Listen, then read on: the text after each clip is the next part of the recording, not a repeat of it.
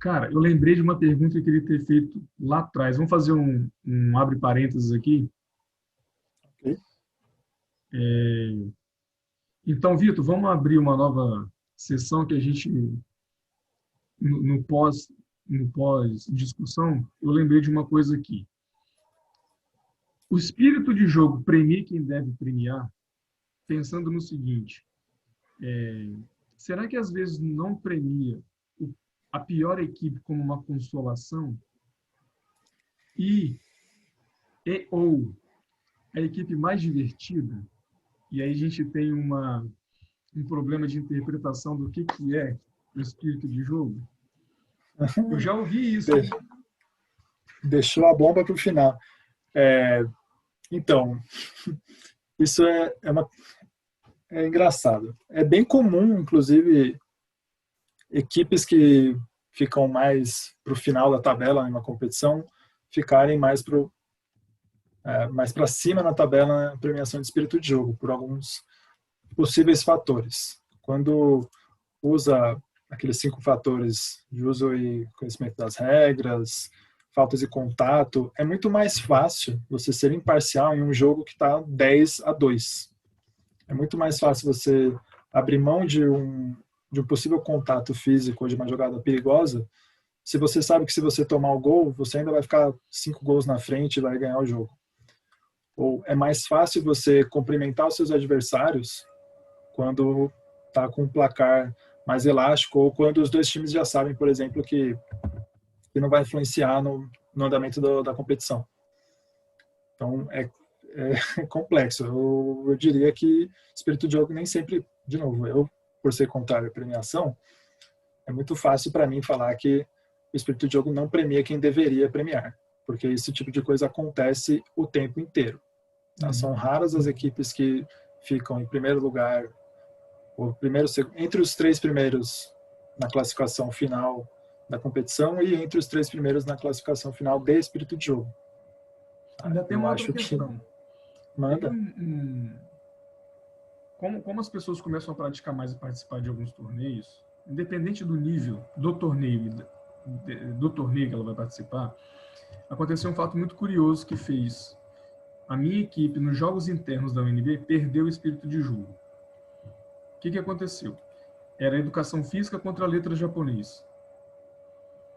E aí a gente estava em campo e aconteceu do disco vir rolando e a Fernandinha tentou pará-lo com o pé. Ok, Tudo bem, certo? Só que como ela certo. não alcançou, ela fez um gesto de chutar. Mas assim, estava longe disso. O pessoal de letras japonês entendeu aquilo como antijogo. E aí a gente foi para a roda de espírito e eles não tocaram no assunto. Aliás, eu acho que não teve roda, porque eu estava muito corrido. Quando a gente fez a média, e depois eu tinha conversado com eles e me explicaram isso, a gente deu até uma risada, tá bom. Só que aconteceu, quando a gente fez a média do espírito de jogo, a gente ficou 0,25 atrás do time que foi campeão. E Se essa aquela nota nota, tivesse sido modificada, a gente teria ganhado o espírito de jogo, sabe? sim.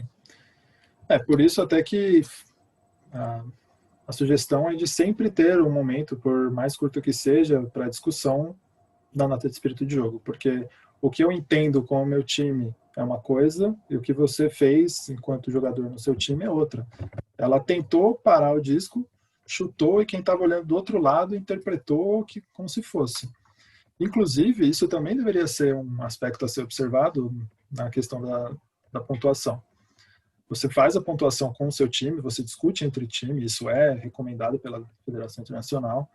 Isso é um esforço do time, não sou eu como capitão de espírito, ou eu como pessoa, como indivíduo, faço a pontuação individualmente. Isso deve ser feito entre o time e depois isso deve ser discutido de uma maneira mais objetiva. Não é assim, Felipe, que legal, hein? Nossa, o jogo foi muito bacana, estava muito sol, isso dificultou para os times, a água poderia estar mais gelada, eu acho que a sombra podia estar mais para a esquerda ou para a direita, mas legal, obrigado aí pelo jogo, ah, vá bem, espero que vocês continuem bem na competição e é isso. A roda de espírito deveria ser a seguinte, Felipe e time, NP, nós observamos esse ponto sobre faltas e contatos, esse ponto sobre atitude positiva, aquele ponto sobre comunicação. Foi muito bom. Ou apontar os pontos positivos e os pontos negativos de uma maneira objetiva e sem levar para o pessoal.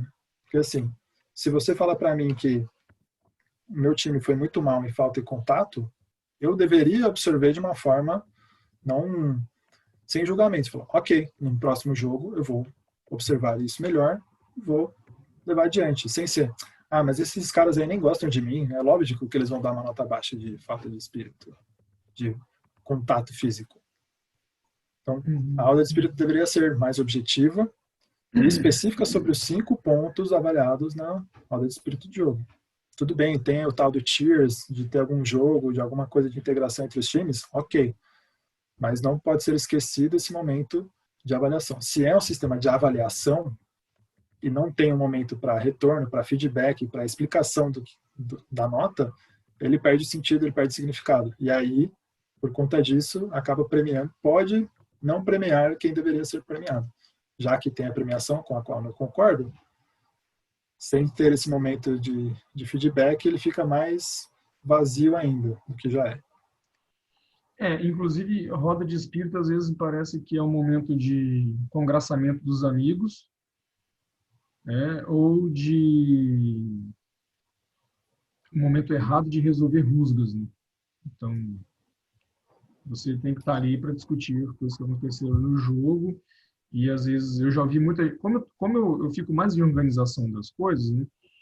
E aí eu estou ali... Sempre que tem roda de espírito, eu fico perto. Não para ouvir o que acontece, mas para ouvir depois a resmungação.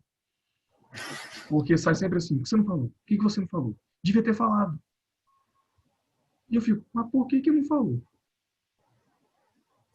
É um aspecto cultural, né? A gente não está acostumado a dar retorno e receber retorno sobre aquilo que a gente faz ou que os outros fazem. A gente sempre tem um primeiro momento de julgamento. Falar, se ele falou isso é porque não gosta de mim, ou só a gente tem uma característica aqui no Brasil, por sermos poucos times e poucos jogadores, tanto para um lado bom como para um lado ruim. As pessoas que jogam com um time que é reconhecidamente bom de espírito de jogo, parte do pressuposto que tudo que for falado nas discussões e nos momentos de resolução de problema, o time sempre está certo, nunca está errado. Ao mesmo tempo, o time que é reconhecidamente ruim de espírito de jogo, as pessoas já partem do pressuposto que todas as chamadas são feitas de maneira intencional para ganhar vantagem. Então, assim, se fosse mais objetivo, se fosse sem pré-julgamento, sem pré-conceito, essa avaliação também seria mais efetiva. Só que a gente está sempre jogando, a gente sempre acaba jogando com as mesmas pessoas. Eu já joguei com você 50 vezes, na 51ª eu vou usar tudo que foi jogado nas outras 50 como motivo, ao invés de observar aquele jogo específico. Mas, enfim, então, aí já é uma questão para outra discussão. Aí falta o espírito de jogo. Pois é. Mas é isso, vamos então fechar o parênteses e continuar com a prosa. Beleza.